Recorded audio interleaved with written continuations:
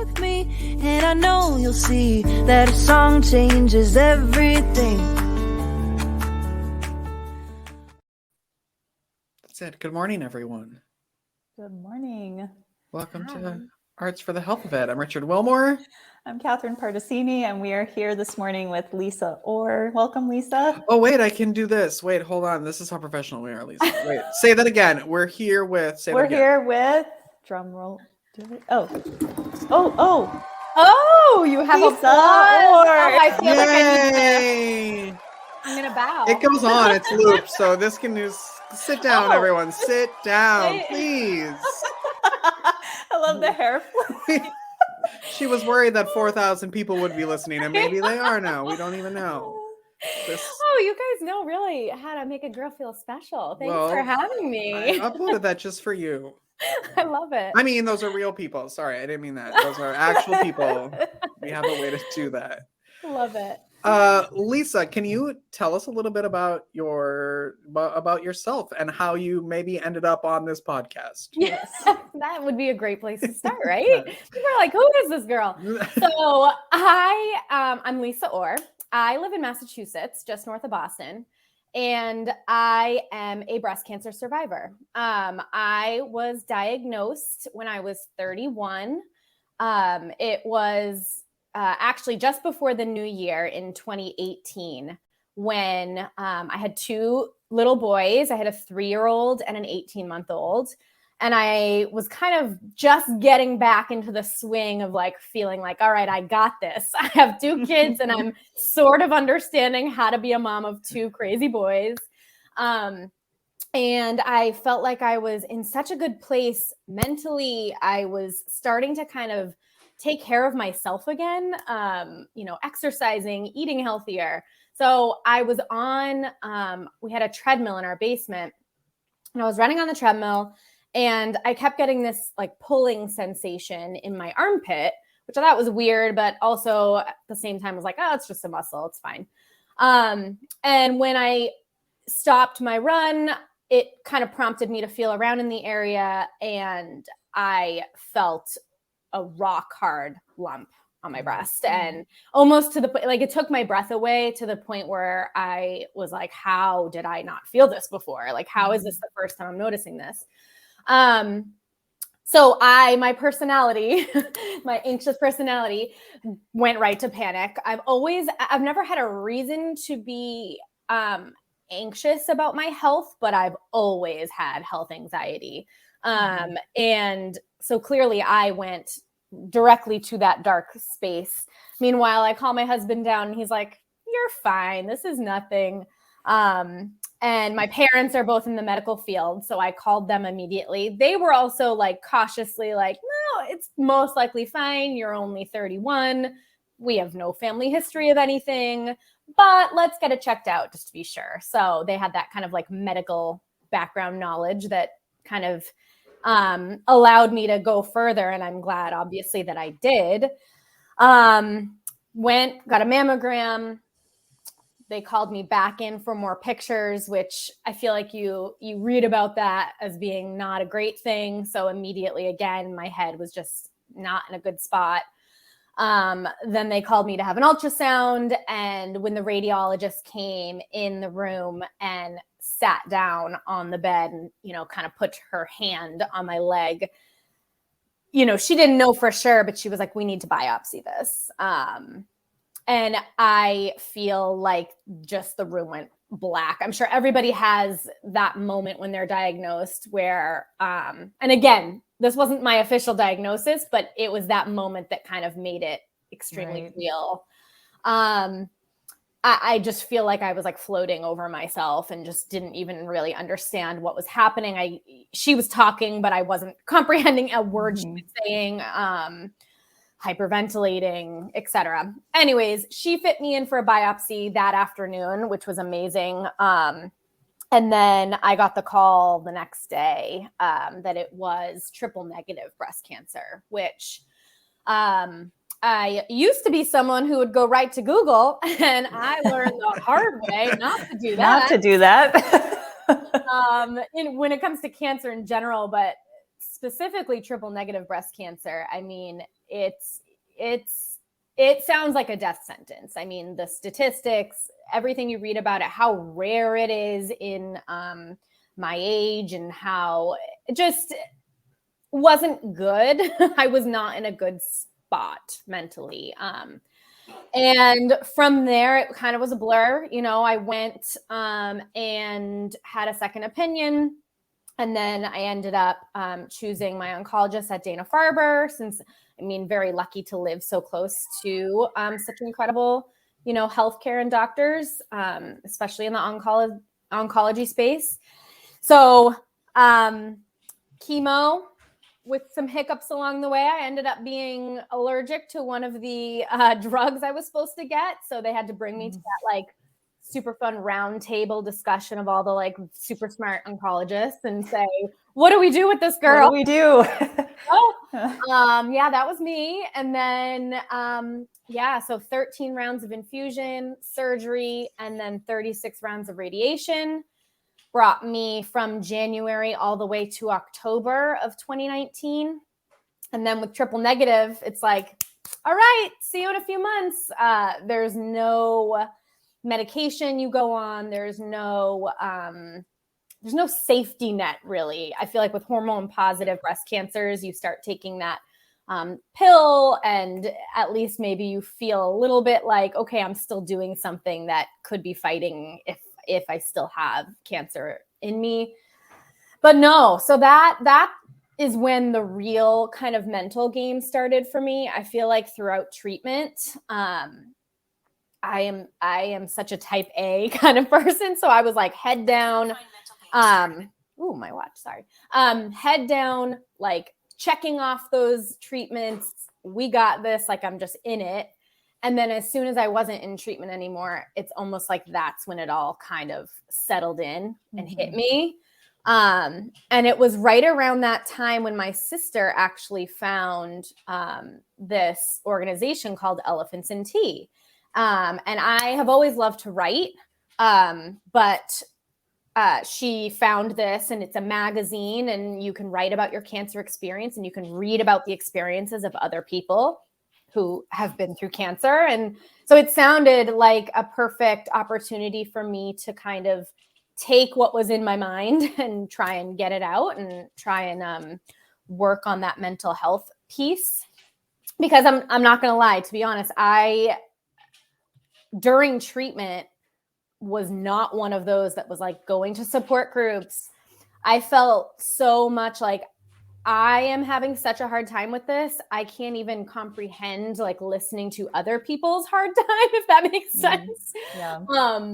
Which makes me sound kind of like a hypocrite. But then I feel like once I was done with treatment and I was able to kind of focus on what I had just been through, and that, hey, there are a ton of people, unfortunately, that get what I just went through and that have gone through the same thing. And so yeah, that's how I found Elephants in Tea. I wrote for the magazine a few times. I kind of would continuously reach out to the executive director, Nick Galarakis, and say, how can I be more involved? How can I be more involved? I'd love to do more. And so from there, it kind of just grew. He asked me to be a part of the patient advisory committee. So I was able to meet some really incredible people, again, who kind of understood what I was going through, but also have this kind of like inside scoop of the organization and upcoming things that were going on. And it just lit my fire even more. And we started, he asked me to, I'm a former elementary school teacher. So that like love for teaching is so innate in me. So they were going to be starting these healing through writing workshops with hospitals across the country. And he had asked me to be a part of those, kind of to share my patient experience and kind of how writing really helped me through what I went through. And then from there, you know, the opportunity arose for me to become a member of their full-time staff. So that was kind of fast forwarding through a few years just to kind of explain my connection initially to the organization, and now how I feel so incredibly lucky to be such a big part of it now. But within that time period also, and this was actually before I came on full time, I was like, I just have to do something else to share what I'm going through, because I would write and I would update friends and family, on social media. And I really enjoyed doing that, kind of like putting my heart on paper and trying to spread awareness and let people know that like I had no idea that this could happen to me, but it did. And so just be aware and sharing kind of the behind the scenes, the emotion behind going through that as a young adult with 2 little kids, and how to balance all of it. That I started having people reach out to me to be like, I love hearing about what you've been through. It really opens my eyes to it. So I've always been a huge fan of podcasts. And I just feel like there's something, writing is beautiful and you can get your point across in writing, but there's just something about hearing about someone's experience, like from their own mouth, from their own words and voice. So I had it kind of on my mind for a long time that it would be really cool to start a podcast, but I didn't know the first thing of how to do that. And I really did feel like I had so much more to say. And the world of podcasting can be a little bit of a saturated market. I mean, there's a lot of amazing podcasts out there. So there was also that kind of thought and that fear of like, all right, but like, what do I have to say that's different, or what can I share that's different and not already out there? And I feel like I sat down and I thought about what I wish I had when I was diagnosed to listen to. And when it came down to it, I feel like I wanted more truth, more like real life stories, instead of kind of always focusing on the positivity and what came out of it, which granted, I will be the first one to tell you that I think for me personally, a lot of positive things have come out of my experience. But I just know that sharing the hard parts is what allows others to feel less alone, and talking about those things that maybe aren't talked about enough in a public forum is what I was missing or lacking, if that makes sense.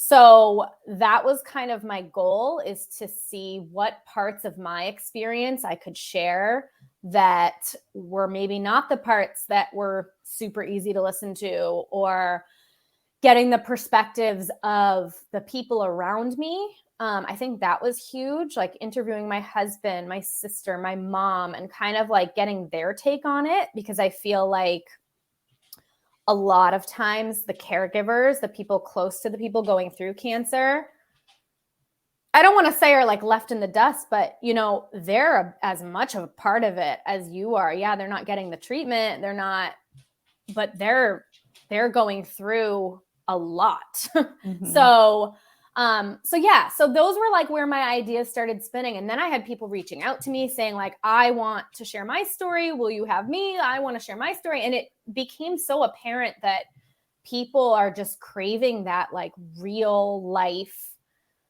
those real life experiences that they can relate to and listen to, and be like shaking their head while they're listening to it and be like, wow, yes, that is what I feel. That's what I went through, regardless of type of cancer. I mean, so yeah, that's kind of where it all stemmed from. And a lot of people, so the title of it is Don't Call It a Journey. So I don't know if I can chat about that. Yeah. Because I get a lot of like, not questions, but basically I feel like in the world of cancer, and correct me if I'm wrong, but I feel like there are a lot of words that people have mixed feelings about. So there are like trigger words, and some people it bothers, some people it doesn't, and that's totally fine. But for me, the word journey, I wouldn't necessarily call it a trigger for me, but cancer journey just didn't seem right to me, because to me, journey, like the dictionary literally defines journey as traveling from one place to another. And I was learning so much in my survivorship post-treatment that like this was gonna be the rest of my life. You know, there is no end in sight. So it's like a part of me now, and it's an evolving everyday kind of part of my life. And I don't see it as this like end point that I'm trying to get to. It's just kind of, it's gonna be within me and a part of me forever, regardless of, you know, yes, I'm doing it. I am working in the field of, you know, nonprofit cancer organization, but it's regardless of that, it's still a part of me because of long-term side effects, because of the mental health piece. So yeah, the journey word just didn't really fit for me.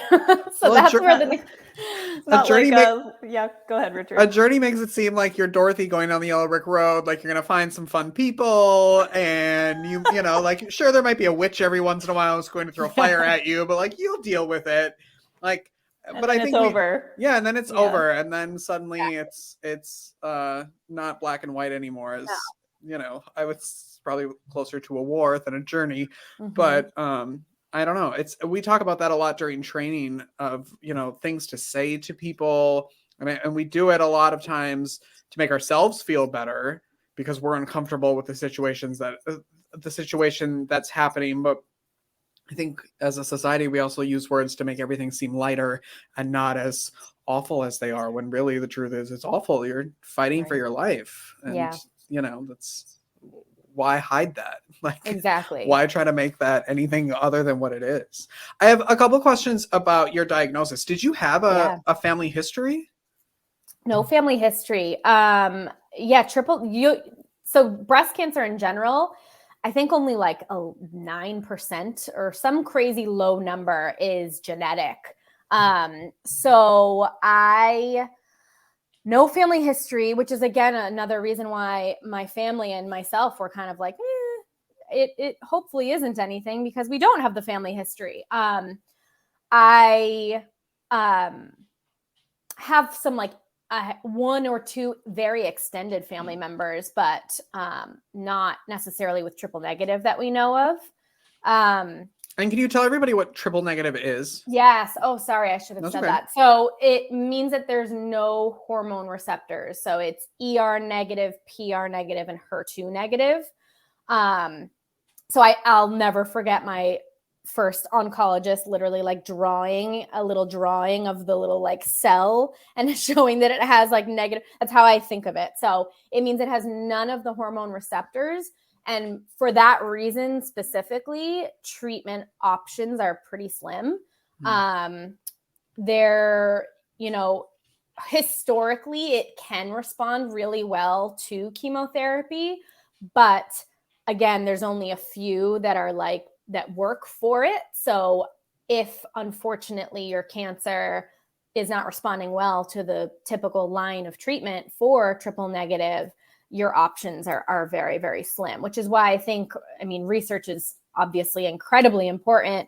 And even just in the almost 4 years since I've been diagnosed, treatment for triple negative has changed like enormously, which is amazing. Wow. But there's a medication that is like common practice now for people to get while they're getting chemo. It's like an immunotherapy that didn't exist when I was going through treatment. So research is just so important, and it's clear that they're continuously trying to find more information about breast cancer, cancer in general, triple negative specifically, so that hopefully, there are more treatment options someday. I want to go back to when you were talking about how you were writing for Elephants in Tea, and then you kind of transitioned into making your own podcast. And I'm curious, what did that feel like for you, self-expression wise, like the difference between because there are clear differences, right, between writing something out and having to speak it aloud. And how do you feel like that changed maybe your own, I don't know, like your own relationship with your experience you had? And I love that question. It's funny because as most people feel this way, I think I hate the sound of my own voice. So the idea of doing a podcast was really intimidating at first. But I think that the difference between writing and speaking is I am not one that is scared or shy or timid of sharing the emotional aspects. So I think that my podcast, there are episodes where I clearly get very emotional. And I think having that and being able to share that vulnerability, it feels very different when you are having a conversation with someone rather than writing things on paper, if that makes sense. And all I kept kind of hearing in my head when I was like thinking of the idea to do the podcast is there are people right now who either are in the thick of going through what you've been through, and they could really benefit from things that I have to say. They could benefit from hearing that I had a hard time with this too, or that. And that really stuck with me. There's a quote that I love. I'm about to get real corny, but there's a quote by we like corny. Brene Brown, and she says, I'm sure maybe you've heard of this quote, it's a pretty common one, but one day you'll tell the story of how you overcame what you went through, and it will be someone else's survival guide. And that kind of like really, I feel like I took that to heart, again, because it really doesn't matter what type of cancer you go through. There are so many shared emotions and shared experiences when you're walking through something that difficult. And each person has their own, truly unique experience. And I almost feel like sharing my story verbally, it was like giving me my power back, if that makes sense. Like it was putting me back in control of my own story, because I think anyone would agree that when you're going through cancer, you're so not in control of anything, that to have something that was mine, that I could choose what I was going to share, that I could, I don't know, something about that made me feel like I was almost, again, corny, but like finding my purpose. Like I went through this really difficult thing, and I am going to use my hurt, my pain, my struggle, and try to help other people feel less alone in the process, sharing tips that maybe other people wouldn't think about, or yeah. And again, I'm not sitting here saying that this is for everybody, but for me, like I said, sharing my story could potentially show other people what's possible for them. And maybe it'll inspire other people to share what they've been through and almost have that like trickle effect, because I think it's wild, but until I went through it, I had no idea how many young adults were going through cancer.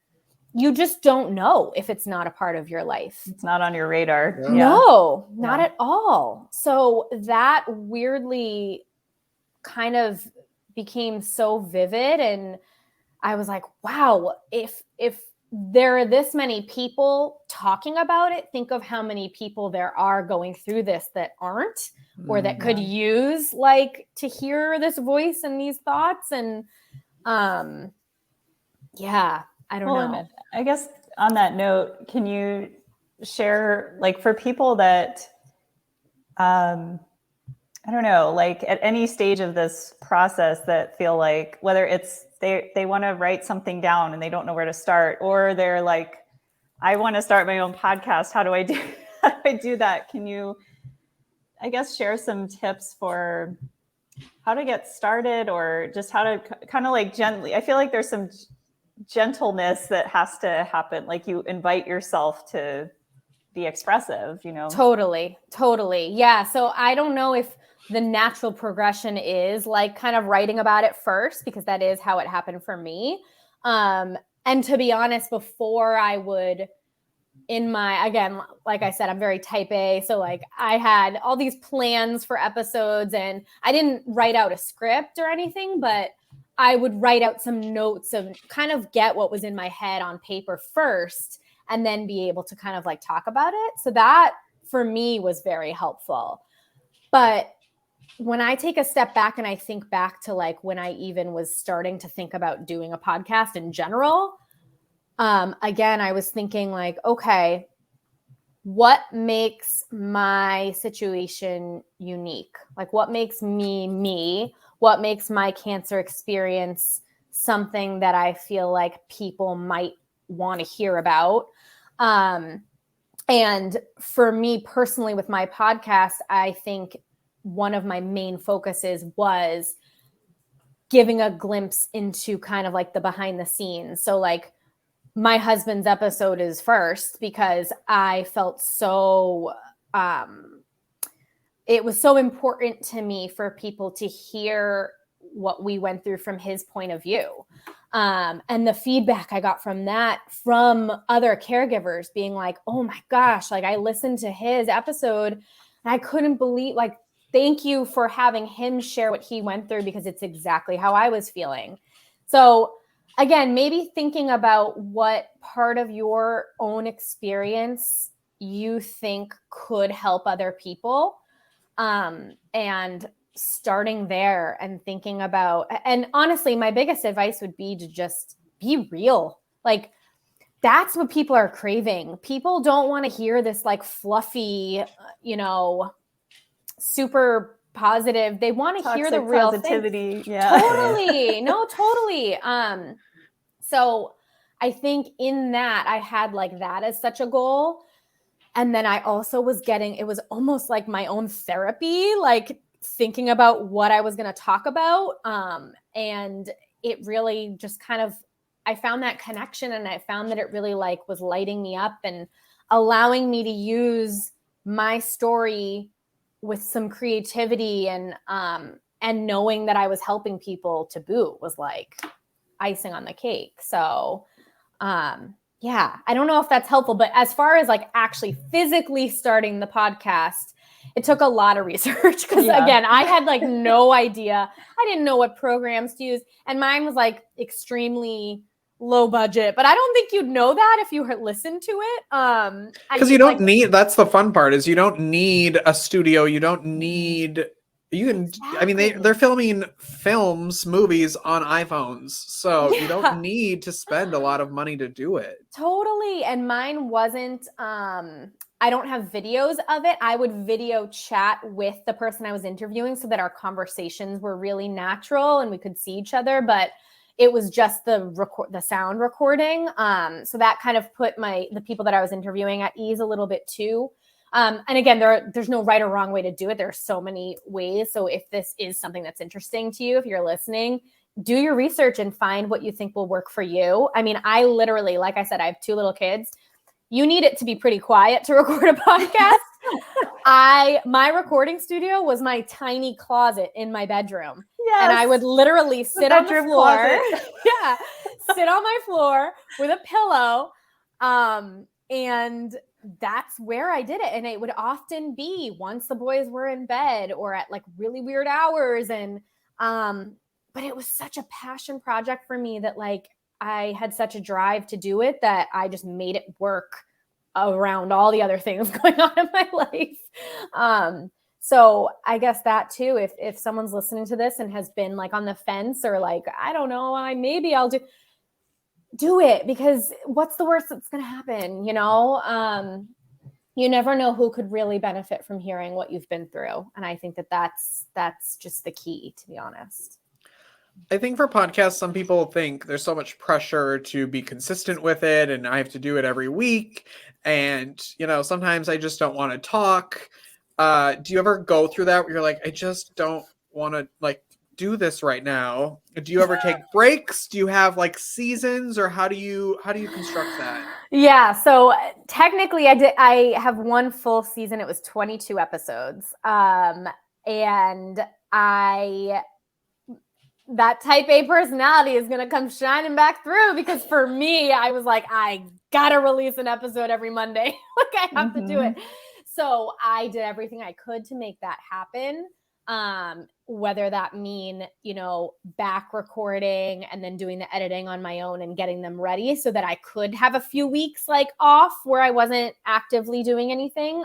Because like I said, these programs are incredible and you can kind of set it up and plan them and choose when they're going to go live and all of that. So, so for me, I did like the idea of having one released every Monday. And as my kind of audience grew, I didn't want to like let anybody down my audience, a few hundred people, which is still great, but Yeah. I didn't want to, I don't know. For me, I just liked having that schedule. It kind of helped keep me, it kept me on track. However, on the flip side, I will absolutely say that, like you said, Rich, like podcasting is so flexible that you really can release one a month. You can release one every other week. You can release one whenever you have something to say. It's all up to you. And that kind of flexibility and creativity behind it is really, really nice as well. I was just thinking about like early, because we're on, I don't know, we've done 70 some episodes now. And we did some trials at the beginning, like little test, like how do we want this to even look? Like what format? How do we want to do that? And just trying, and then also not being afraid to change it. If it's like not feeling like it works for you, then people are also probably going to catch on that if it feels forced. And so just being flexible with everything, with the schedule, with the way you film it, with, all of that, I think is important, to give yourself space to be able to create in that way and not be so hard on yourself. Oh, totally. Yeah. And for me, my episodes were very like the interview, the conversation was the heart of it. So yes, I would do some pre-planning. I would really make sure I knew who I was going to be speaking to. I would send them a list of questions that I would most likely we'd be talking about. But I made it very clear that like, I want this to be a conversation and I want it to flow naturally. And I'm very proud that I feel like each episode really did come across that way, because it was that way. It felt that way. Very organic, very natural. And then, at the end of my first season, my plan was going to be to take a few months off and then continue with my interviews and get my second season going. But that's right around the time when I got this new full-time job, which I have so much passion for and so much love for, and does take up a lot of my time. So it kind of transitioned, and I can't say much, but I will let you know that there is something coming. Teaser. You heard it here first. Teaser. You heard it here first. Here, I feel like we need more. Say that again. Yes. Oh, thank you. I know I need to bow again. Thank you. No, I am so passionate about it, and I fell so in love with podcasting that I want to and will continue to do it. It's going to be a little bit different, but the heart of it is going to be still there. And I'm very excited, but that's all I can say right now. Will you make sure we know when you announce more so we can tell everybody? Yes. Absolutely. Yes, I will. What is the best way for people to connect with you and the work that you do? Yeah. So if they want to email me, I think my email at Elephants and Tea, it's lisa@elephantsandtea.com. So very easy. I think that following Elephants and Tea magazine on Instagram will be, again, that was kind of like how I initially got into finding that power to share my story. So I think that could be helpful if that's something that people are interested in starting to do, even starting with reading the stories of others, which we post 3 new stories a week on our website, and our quarterly magazine is completely free to subscribe to. You can either subscribe digitally or get the good old print version, which we just love.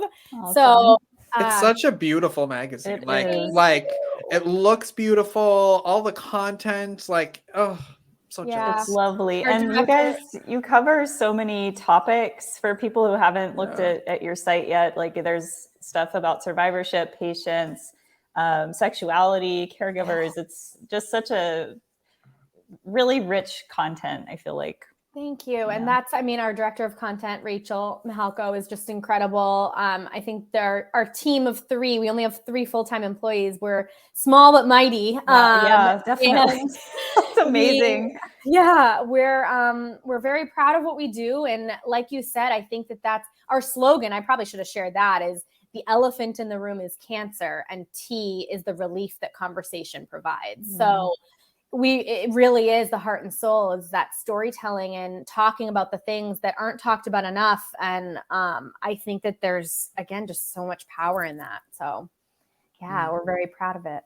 You're making me tear up because I'm thinking of 3 people doing so much great work in the world, and like the passion that's like, I don't know, I'm kind of speechless. Like, You're very sweet. I know we're doing big things. I mean, we have an incredible board of directors. We have a lot of volunteers too. So I don't want to, the 3 of us are not the only ones, but we're technically the only full-time employees. Yeah. So, but yeah, I mean, we're doing so many virtual events. We have some in-person events coming in 2023, and we're very like big dreamers, if that makes sense. And so we just have so many ideas of things to do to help this community, and we're gonna do them. I'm confident that we're just gonna do them. So we're excited.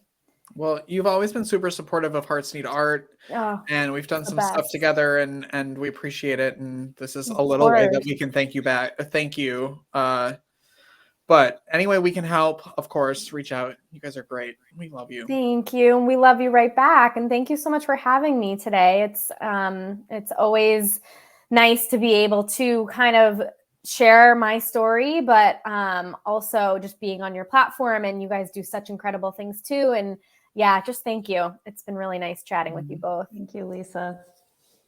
What day is it? Tuesday. I was like, what a great way to start the week, but it's not Monday. It's Tuesday. That's okay. It's still fine. the beginning of the week. Depending on when they listen to this, it could be a Monday. I don't know. Exactly. All right, everyone. Thank you so much for listening or watching. Make sure you subscribe wherever you do that. And you can text podcast to 53555 to support the show. We'll see you later. Enjoy. Keep creating, everyone. Bye-bye. Bye. Which one is it? Oh, it's this one. Okay, bye. Thank you for listening to Arts for the Health of It. This episode is produced by Hearts Need Art, creative support for patients and caregivers, and hosted by Richard Wilmore and Catherine Particini. You can support the show and help others learn about the healing power of the arts by visiting heartsneedart.org. The views expressed on this podcast do not necessarily reflect the views of Hearts Need Art, their staff, board members, or other affiliates. All content is created for informational purposes only. This podcast is not intended to be a substitute for professional medical advice or to diagnose and treat any health condition. Always seek the advice of your physician or other qualified health professional with any questions you may have regarding a medical condition. Never disregard professional medical advice or delay in seeking it because of something you've heard on this podcast.